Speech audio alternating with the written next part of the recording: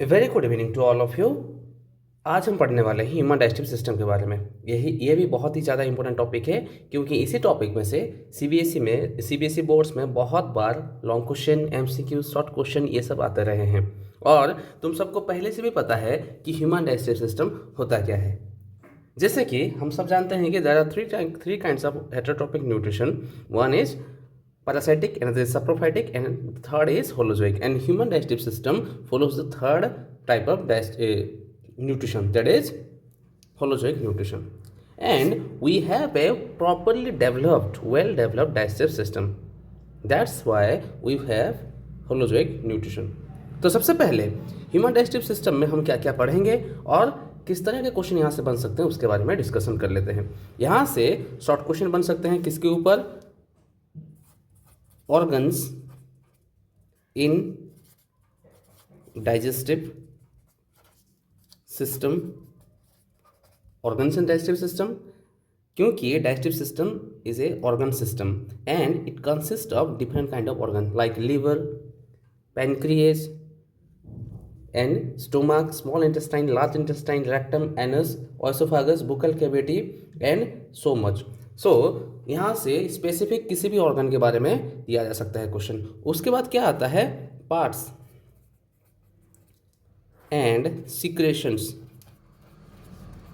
कौन से पार्ट में से क्या क्या सिक्रेशन होता है, क्योंकि digestion is a process where a food particles are broken down into simpler substances and get absorbed into the bloodstream। तो यहाँ पे बहुत सारे सिक्रेशन होते हैं। तो आगे के क्लासेस में, आगे के वीडियो में हम देखेंगे कि कहाँ से क्या क्या सिक्रेशन होता है। उसके बाद third type of question, diagram.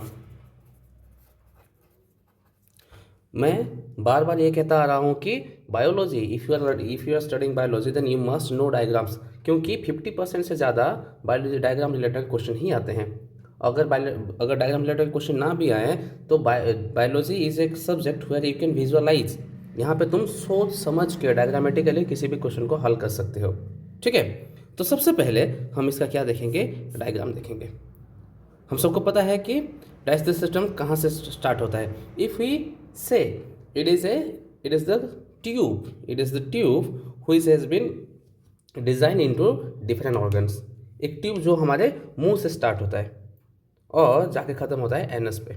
ठीक, the tube is called as alimentary canal and there are subsidiary glands which helps in the process of digestion. तो सबसे पहले हम स्टार्ट करेंगे माउथ से। इन अदर वर्ड हम उसको क्या कहते हैं? बुकल कैविटी भी कहते हैं। एक complete diagram of digestive system मैं यहाँ पे बना रहा हूँ। ठीक है, अगर तुम चाहो तो इसको प्रैक्टिस कर सकते हो।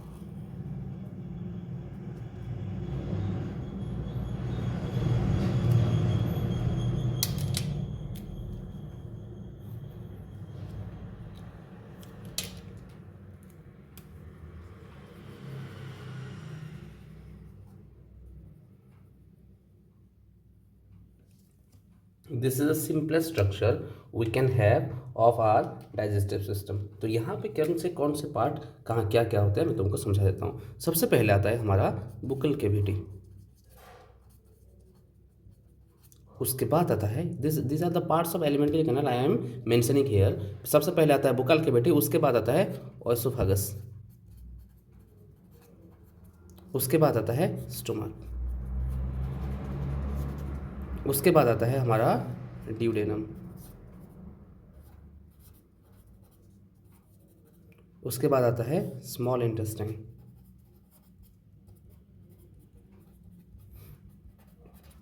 उसके बाद आता है हमारा लार्ज इंटेस्टाइन, उसके बाद आता है हमारा रेक्टम, उसके बाद आता है anus. If you practice enough तो तुम भी 2 या 3 मिनट में पूरा का पूरा ह्यूमन डाइजेस्टिव सिस्टम का डायग्राम बना सकते हो। और हम इसको पूरा का पूरा याद कैसे रखेंगे, उसके सीरियल ऑर्डर में याद रखेंगे, कहाँ पे क्या क्या होता है, कहाँ पे एब्जॉर्प्शन स्टार्ट होता है, कहाँ पे डाइजेशन होता है, कहाँ पे कौन सा जूस कहाँ पे मिलता है, और वो जो जूस मिलता है वो कहाँ कहाँ से सिक्रेशन होता है। I am mentioning all the important parts of our alimentary canal in blue colour, then I will start mentioning the subsidiary organs that are associated with the digestive system. तो इसके बाद आता है हमारा लीवर। लीवर के बाद आता है हमारा गॉल ब्लैडर,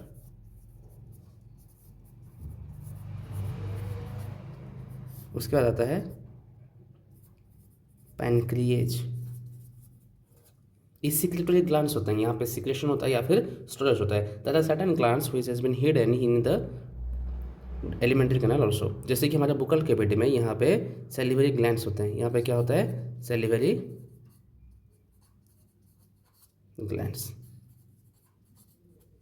पेट के अंदर हमारे बहुत सारे गैस्ट्रिक जूस ग्लैंड होता है, ठीक है, तो उसके बारे में भी हम फर्दर डिस्कशन करेंगे, ठीक है। तो यहाँ पे सबसे पहला हमारा डायग्राम कंप्लीट हो चुका है। तो हमारे डायग्राम में क्या क्या होता है, हमारे डाइजेस्टिव सिस्टम में क्या क्या होता है, यहाँ पे एलिमेंट्री कैनल होता है, उसके साथ साथ एसोसिएटेड ग्लैंड्स होते हैं जो कि डाइजेस्टिव जूस सीक्रेट करते हैं, जो कंप्लीट डाइजेशन में हेल्प करते हैं। इसके बाद हम स्टडी करेंगे कि इसके जो पार्ट्स हैं वो किस तरह से फंक्शन करते हैं और कौन से पार्ट्स में क्या क्या फंक्शन होता है।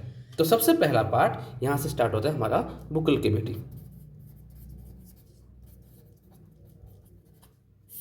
बुकल कैविटी में क्या होता है, यहाँ पे हमारे टोंग होता है, टोंग होता है, टीथ होता है और सेलिवरी ग्लैंड्स होता है। टोंग और टीथ का काम क्या है, मैस्टिकेशन। मैस्टिकेशन मतलब हम फूड को चबाते हैं, मैस्टिकेट करता है और उसको mix saliva with food. Tong और टीथ क्या करते हैं, मैस्टिकेशन और सलाइवा को मिक्स करते हैं, किसके साथ, फूड के साथ मिक्स करते हैं। उसके बाद आता है हमारा सलाइवरी ग्लैंड। सलाइवरी ग्लैंड का बहुत ही ज़्यादा इंपॉर्टेंट रोल है यहाँ पे। सलाइवरी ग्लैंड सीक्रेट करता है एक specific enzyme that we called as the salivary amylase, और that is a kind of amylase enzyme. Amylase are mean to digest carbohydrate. ये किसको डाइजेस्ट करते हैं, carbohydrate, okay. Carbohydrate means the food that contain sugar, just like sugar component, जैसे कि हमारा rice हो गया, रोटी हो गया, या फिर any kind of sweets we are taking that will be digested by the enzyme amylase. In specific type of amylase is secreted here that is called as tyline, okay. So this is the function of our buccal cavity. उसके बाद हम study करेंगे बुकल cavity के बाद क्या होता है। सबसे पहले देखो यहाँ पे खाना, यहाँ पे क्या हो गया, मिक्स हो गया, किसके साथ, पहले हम टोंग और टीथ के हेल्प से खाना को चबाते हैं, उसको पूरा कंप्लीटली उसको मैश करते हैं। मैश करने के बाद उसमें सलेवरी एमाइलेज मिलता है, और सलेवरी एमाइलेज क्या करता है, खाने में जो कार्बोहाइड्रेट है उसको वो डाइजेस्ट करने लग जाता है। अब डाइजेशन के बाद क्या होता है, यहीं पे छोटे छोटे पोर्स होते हैं जिसके थ्रू हमारा कार्बोहाइड्रेट एब्जॉर्प्शन होना स्टार्ट हो जाता है। तो हमारा जो एब्जॉर्प्शन ऑफ न्यूट्रिएंट स्टार्ट होता है वो हमारे बुकल कैविटी से ही स्टार्ट हो जाता है, और सबसे पहला थिंग जो यहाँ पे एब्जॉर्ब होता है वो क्या होता है, कार्बोहाइड्रेट होता है, ठीक। उसके बाद जो मैस्टिकेटेड फूड है, जो चबाया हुआ खाना है, वो हमारे स्टोमक तक पहुँचता है, और पहुँचने के लिए उसको हेल्प लेना पड़ता है एक ट्यूब का जिसका नाम है oesophagus. Oesophagus is a muscular tube from through which the food passed into the stomach. You must remember the diagram to study the total process of digestion in human. तो mouth के बाद आता है हमारा ओसोफेगस।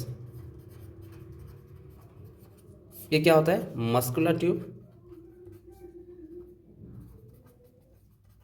जो क्या करता है, रिदमिक कंट्रैक्शन रिलैक्सेशन होता है। एक फ्लो में वो क्या करता है, कॉन्ट्रैक्ट रिलैक्स होके हमारा फूड को मूव करवाता है, और इसी मूवमेंट को क्या कहते हैं, पेरिस्टाल्सिस कहते हैं। क्या कहते हैं, पेरिस्टाल्सिस। ये किस तरह से होता है मैं तुमको डायग्रामेटिकली समझाने की कोशिश करता हूँ। जैसे कि मान लो ये तुम्हारा ट्यूब है, अब यहाँ पे तुम क्या कर लिए, एक फूड को एनगल्फ कर लिए, तो फूड क्या होगा, आगे मूव करेगा, जहाँ जहाँ पे फूड मूव करेगा वहाँ का ट्यूब क्या हो जाएगा, ऐसे वाइडन हो जाएगा। वाइडन होने के बाद फिर वो आगे मूव करेगा। अब क्या होगा, वाइडन हो गया, ये नीचे आएगा, फिर अब यहाँ का पार्ट वाइडन होगा, ये नीचे आएगा, तो ऊपर की तरफ से कांस्टेंट इसको क्या आता रहेगा, प्रेशर आता रहेगा, और फूड धीरे धीरे धीरे धीरे करके नीचे की तरफ मूव करता रहेगा। मूव करते करते फूड पहुँच जाएगा कहाँ पे, हमारे स्टोमक पे। तो ओएसोफेगस is a muscular tube that helps in the movement of food from the mouth into the stomach. ये क्या करता है, माउथ से लाता है और कहाँ पे भेजता है, स्टोमक पे भेजता है। अब हम देखेंगे स्टोमक में क्या क्या होता है। Stomach is a sac like structure.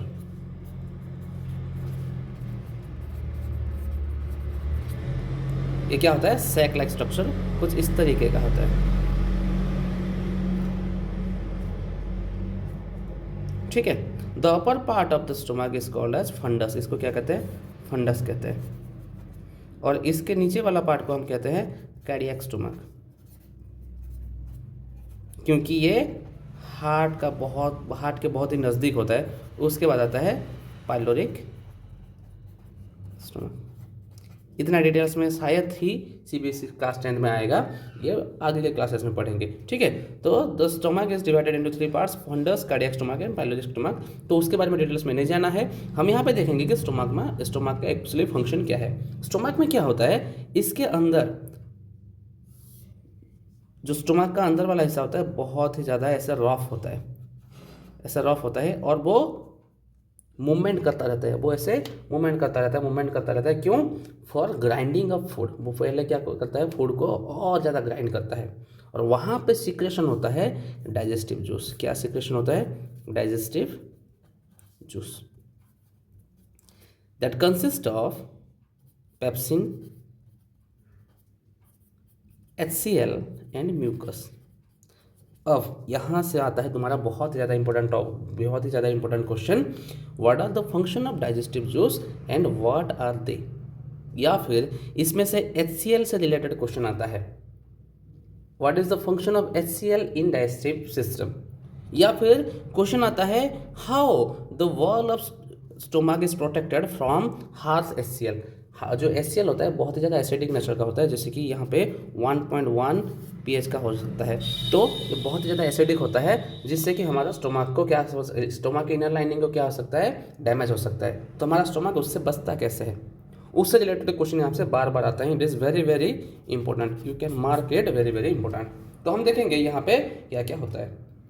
देखो, हमने पहले ही एक एंजाइम के बारे में पढ़ा है जिसका नाम होता है एमाइलेज, जो क्या करता है, कार्बोहाइड्रेट को डाइजेस्ट करता है। इसको याद रखना है, एमाइलेज डाइजेस्ट कार्बोहाइड्रेट। उसके बाद हमारा सेकेंड एंजाइम जिसका नाम है पेप्सिन, इट डाइजेस्ट प्रोटीन। ये क्या करता है, प्रोटीन को डाइजेस्ट करता है, ठीक है।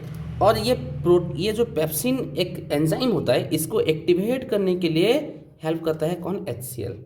HCl क्या करता है, पेप्सिनोजेन को एक्टिवेट करता है। HCl क्या करता है, एक्टिवेट करता है, और क्या बनाता है, पेप्सिन बनाता है। और पेप्सिन आगे जाकर किसको डाइजेस्ट करता है, प्रोटीन को डाइजेस्ट करता है, ठीक है।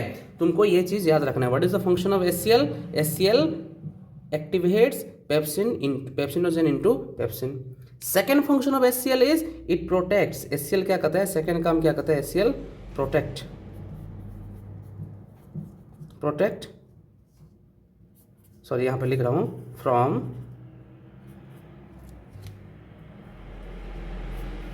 बैक्टीरिया। या फिर फूड में किसी भी तरह का बैक्टीरिया अगर हमारे बॉडी में चला गया होगा तो HCl में क्या होता है, उसका डेथ हो जाता है। तो स्टोमक में सबसे पहले क्या होता है, HCl जो आता है वो पेप्सिनोजन को पेप्सिन में कन्वर्ट करता है, और पेप्सिन क्या करता है, प्रोटीन को डाइजेस्ट करता है। HCl का ये हो गया पहला काम।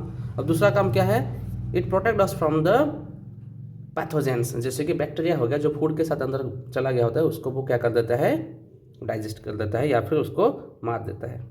अब तो ये दो चीज़ों का हमें फंक्शन पता चल चुका है।